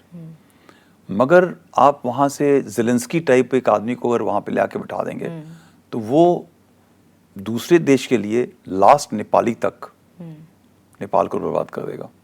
What has actually happened to Zelensky? उसने लास्ट यूक्रेनियन तक यूक्रेन को बर्बाद कर दिया। Ukraine didn't have to go through this process, right? 2014 के अंदर वो जहाँ पे था, अगर वो रुक जाता तो शायद ये सब चीजें नहीं होती।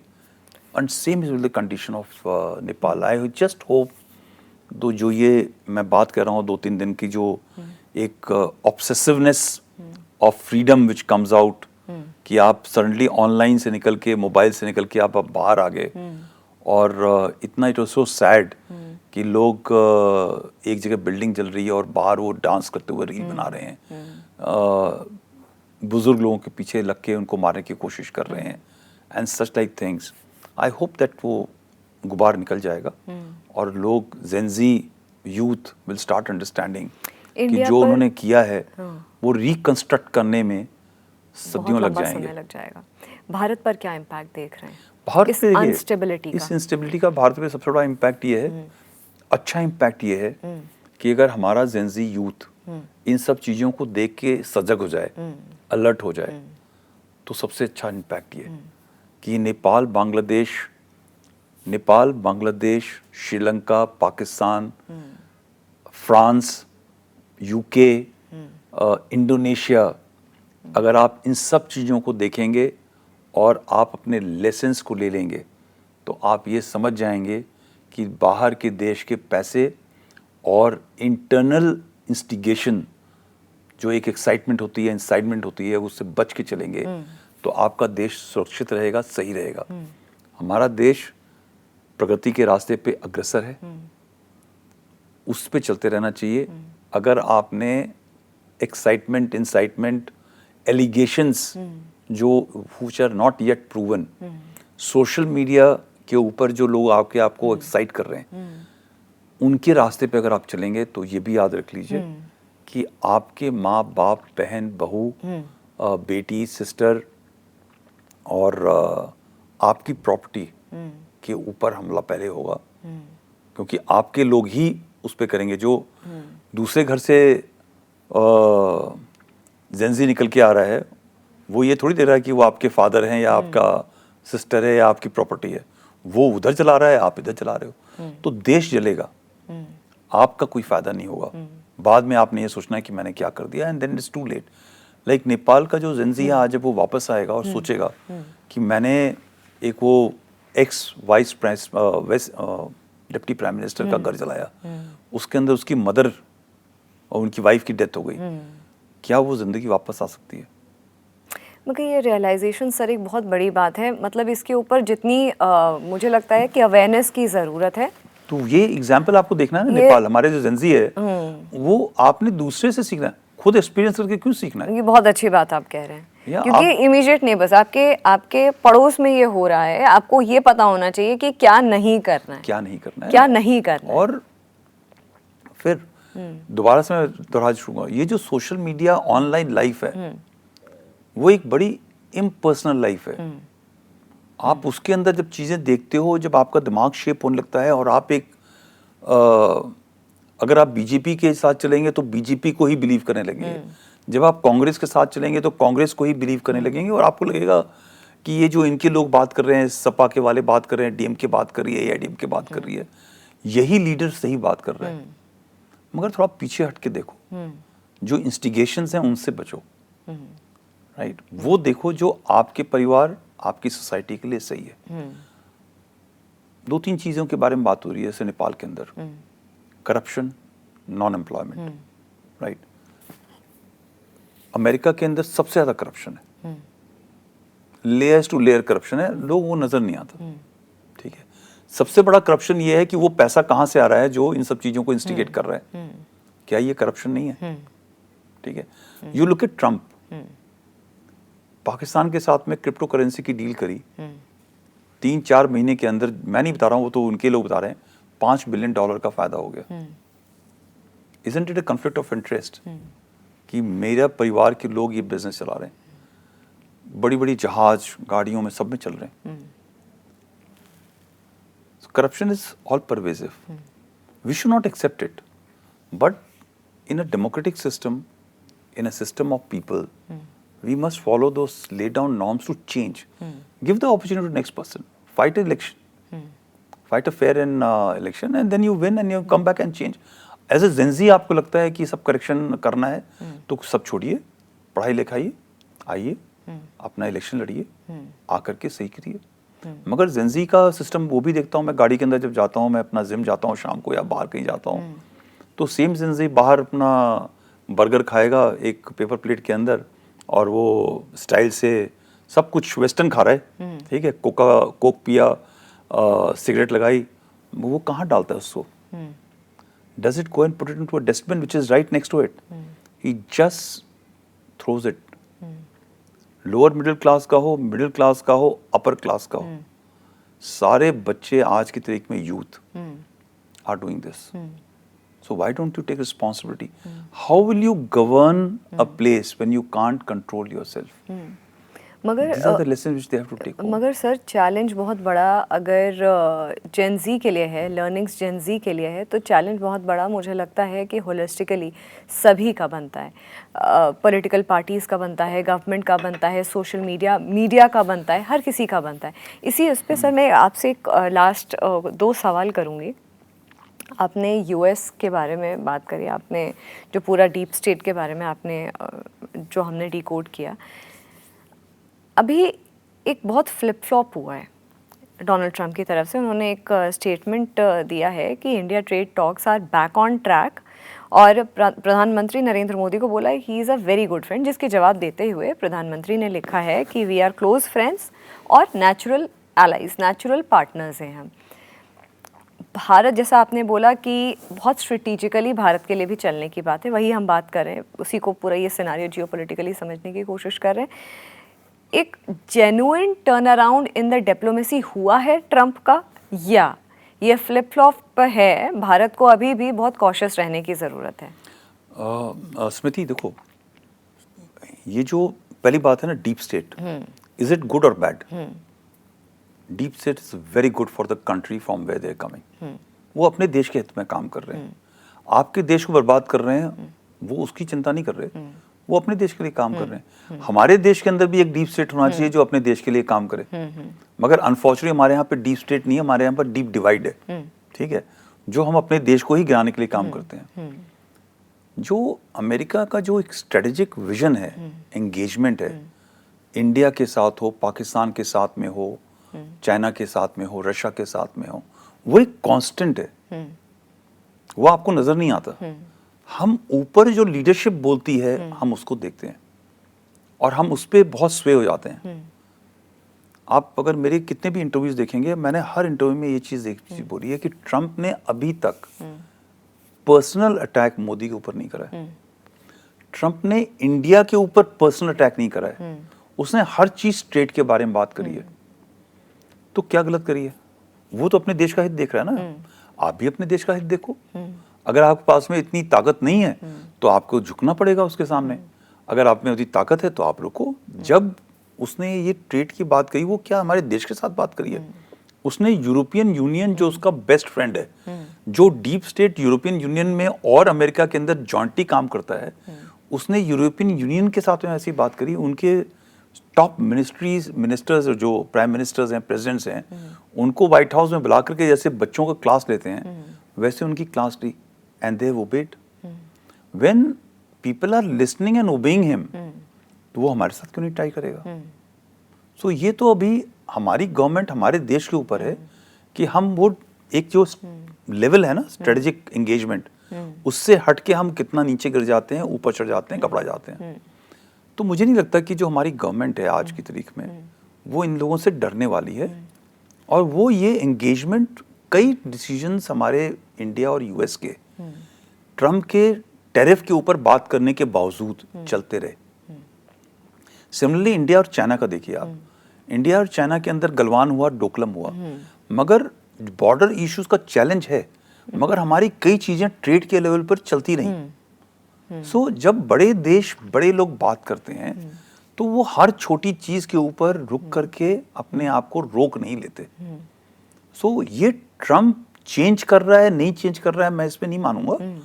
Trump is also trying to bargain, it is like business. वो न्यूयॉर्क के अंदर बिजनेस चलाता है, ठीक है, जहां पे पहले लोग धमकाते हैं फिर बात करते हैं, तो उसने भी बात करी है। वो I am very sure trade channels के अंदर, मैं एक और भी चीज बता दूं, आज गवर्नमेंट ऑफ इंडिया कोई भी डिसीजन अमेरिका के साथ में टैरिफ के ऊपर लेगी, पूरी पॉलिटिक्स उनके खिलाफ हो जाएगी, राइट। मगर अगर थोड़ा सा भी उसने एग्रीकल्चर सेक्टर के अंदर गिवन किया तो गए, उन्होंने गारमेंट इंडस्ट्री के अंदर कुछ डिसीजन लिया तो गए। I don't know how they are going to manage, thank God I am not part of a government, but it's a tough call. But yes, Trump had kept all options open. कई लोग मेरे से सवाल ये करते हैं कि नहीं बट देखिए वो तो पाकिस्तान के साथ में एंगेजमेंट किया, तो चाइना ने पाकिस्तान को हथियार बेचे, तो आप भी बेचिए, आपके पास काबिलियत नहीं है इसलिए आप रो रहे हो। You create that defense industrial complex and you sell. Why should I not sell? We should not sell weapon ammunition in case Ukraine and Russia want to buy. दोनों को बेचना चाहिए. मगर भारत का आप लॉन्ग टर्म एलाई किसको देखते हैं? क्योंकि एससीओ की जो मीटिंग होती है इसमें भारत का साथ कोई लॉन्ग टर्म एलाई नहीं हो सकता है और होना भी नहीं चाहिए. भारत के 1.4 बिलियन पॉपुलेशन की हर एक के इंटरेस्ट को देख के काम करना चाहिए. अगर आप एलाई के अंदर चलेंगे तो एलाई में आपको कुछ गिव एंड टेक करना पड़ता है. उस गिव एंड टेक के अंदर क्या आप अमेरिका को ये बोलेंगे कि हम अपने एग्रीकल्चर, अगर आपके पास 5-10% फार्मर्स होते तो चलता. 40-45% लोगों के पेट की मार है.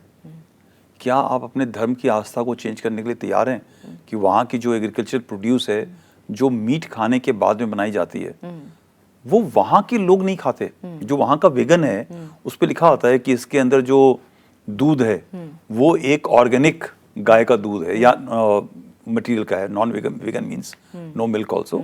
सो दोज प्रिस्क्रिप्शंस आर रिटन. क्या आप वो चीज़ यहाँ पे अप्लाई कर सकते हैं जहाँ पे हमारे यहाँ ऐसी चीज़ें मुमकिन नहीं है? So we have to decide what we want. Eventually I think the present government, whichever government, I'm not saying BJP government, कल को जो भी गवर्नमेंट आएगी उसने एंगेज करना है उसके ऊपर. And they will look at two things: the larger national security interest, which includes military, information, economic, everything into part of it. I'm sure they will take the right decision. वाह sir, ये बहुत ही I would say कि बहुत informative, बहुत detail में, बहुत insightful ये discussion रहा है. क्योंकि हर एक एस्पेक्ट हमने बहुत सिंप्लीफाइड लैंग्वेज में तोड़ करके बात की. चाहे फिर कश्मीर की बात हो, चाहे फिर वो यूएस की बात हो, डीप स्टेट की बात हो, नेपाल की बात हो, चाइना की बात हो, जो भी चीज़ें हैं मुझे लगता है बहुत सिंप्लीफाइड भाषा में हमारी ऑडियंस तक पहुंची है. और जैसे आप जेनजी के बारे में कह रहे हैं, मैं कहती हूँ जितना भी युवा है जिसके लिए इस तरीके का कंटेंट जनरेट किया जा रहा है, अवेयरनेस को लेकर के, क्रेडिबिलिटी ऑफ इंफॉर्मेशन को लेकर के, वो उनको सही तरीके से फ़ायदा पहुँचाएगा. आज मेरा मैसेज हमारे यूथ और जेनजी को है, और वो ये मैसेज है कि आपको खुद पर्सनली एक्सपीरियंस करने की ज़रूरत नहीं है, मगर जो आपके आसपास कुछ चीज़ें हो रही हैं उसको ध्यान से देखें, समझें और उससे एक्सपीरियंस लेकर के आगे की सोचें. आपको सोशल मीडिया पोस्ट के अंदर हमारे देश के कई सोशल मीडिया इन्फ्लुएंसर्स एक इंस्टिगेटिव भाषा का इस्तेमाल कर रहे हैं कि जो नेपाल में हुआ, श्रीलंका में हुआ, बांग्लादेश में हुआ, इंडिया में कब होगा. जागो यूथ जागो, ऐसे ऐसे करके मैंने कई पिछले 24-48 घंटे के अंदर ये मैसेजेस देखे. और इससे मुझे थोड़ा सा मैं अपने देश से बहुत प्यार करता हूँ, जाहिर है आप भी बहुत प्यार करते होंगे.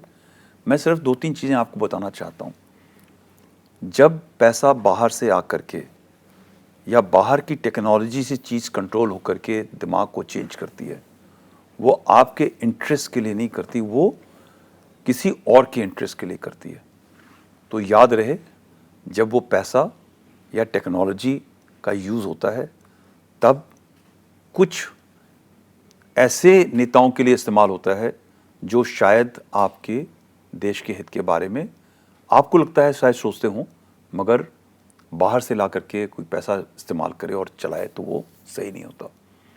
नेपाल के अंदर जाहिर है जो गुस्सा था जेनजी का, एक करप्ट एनवायरनमेंट के खिलाफ, नॉन एम्प्लॉयमेंट के चैलेंजेस के लिए, जो एक सिमरिंग उनके अंदर गुस्सा था, वो गुस्सा क्या पिछले 1 साल में हुआ, कई सालों में हुआ, सडनली ऐसे मौके पे आके क्यों फूटा? 3 महीने पहले वहाँ पे एक एंटी मोनार्की बड़ा मेजर कैंपेन चला था, उस टाइम पे क्यों नहीं फूटा? ये सब सोचने की बात है कि जब सोशल मीडिया बैन लगता है, जिसके अंदर टिकटॉक को अलाउ कर देते हैं और बाकी जो western based social media systems हैं उनके ऊपर बैन लगता है, तो ऐसा क्या हो जाता है कि सडनली सारे युवा स्ट्रीट पे आकर के एक दूसरे को, घरों को जलाना, पुलिस को जलाना, पुलिस वालों को जान से मार देना, किसी एक महिला, वो भले ही एक किसी पुराने एक्स डिप्टी प्राइम मिनिस्टर की वाइफ रही हो, बट वो अबला है, वो किसी की माँ है, किसी की पत्नी है, किसी के कई रिश्तेदार होंगे उसको, उन सबको ऐसे जला देना, क्या ये शोभा देता है? आज जब आप वीडियोस के ऊपर पिक्चर देखते हैं तो सामान स्टोरों से लूटे जा रहे हैं, बिल्डिंगें चली जा रही हैं, लोग जलते हुए बिल्डिंग के सामने खड़े होकर के नाचते हुए रील बना रहे हैं। क्या ये सब चीज़ें आप हमारे देश के अंदर और बाहर किसी बैठे हुए लोगों के इंस्टिगेशन पे होना चाहोगे, देखना चाहोगे? ये सोचने की बात है। जिम्मेदारी लेना और जिम्मेदारी दिलवाना दोनों में बहुत फ़र्क होता है। अगर आप जिम्मेदारी लेना चाहते हैं तो, और आपको लगता है कि हमारे देश के अंदर कोई चीज़ें गलत हैं, तो आप पढ़ाई करिए, जिम्मेदारी उठाइए। हमारे देश के अंदर डेमोक्रेसी है, इलेक्शन लड़िए, उस ओहदे पे आइए जहाँ पर आकर के वो चेंज कर सकें, और एक एग्जाम्पल भी सेट करिए कि आप उस काबिल हैं कि एक लंबे दूरी के लिए, लंबे समय में चल करके अपने देश के लिए कुछ आप अच्छा कर सकते हैं। तब किसी के इशारे के ऊपर सड़क के ऊपर आने की सोचें, वरना जब आप एक घर जलाएंगे या कहीं पे कुछ गलत काम करेंगे, याद रखिए कि आपकी भी बहन, आपके भी माता पिता, आपके भाई, आपके दोस्त किसी और शहर में, कहीं और किसी दूसरे यूथ के पत्थर के जलने के शिकार होने के चांसेस ज़्यादा हैं। हमारे देश के अंदर बहुत ही एक अच्छा माहौल है, प्रगति का माहौल है, और उस माहौल से जलन बहुत बाहर के लोगों को है। उससे बच के रहें, उनकी निगाहों से बच के रहें, अपने देश को सुरक्षित रखें, अपने देश के बारे में सोचें। जय हिंद, जय Bharat, nation first, every time and always. आपको बहुत बहुत धन्यवाद sir. Thank you Smriti, I enjoyed. फिलहाल जागरण मंथन में इतना ही। नमस्कार।